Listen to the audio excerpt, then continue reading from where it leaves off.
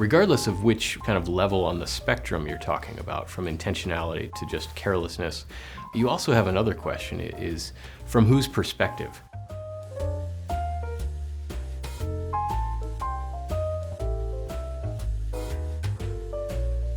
And so a good example of this is, for instance, the tort of assault.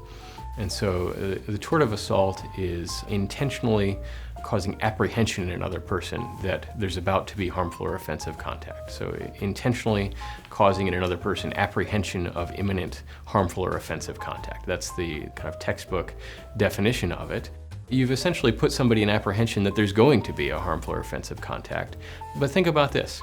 What if the person that perceives this, that perceives contact to be offensive, is hypersensitive?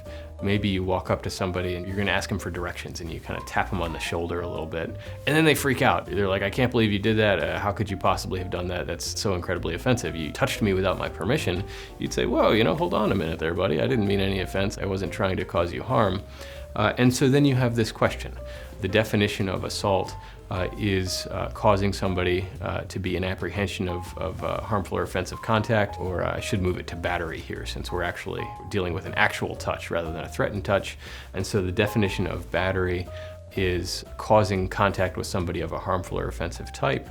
Here you have just a tap on the shoulder that turned out to be extremely offensive. Somebody freaks out about this. And so you have to ask, well, from whose perspective? And so that very often is a key question in tort law, alongside how much do you have to have intended? Actual intention or just carelessness? Another question is from whose perspective? And generally speaking, as a broad general matter, the answer in tort law is we look at it from an objective, reasonable person. We say, well, would a reasonable person find that contact to be of a harmful or offensive type? Would a reasonable person think that a tap on the shoulder was offensive? And we'd say no.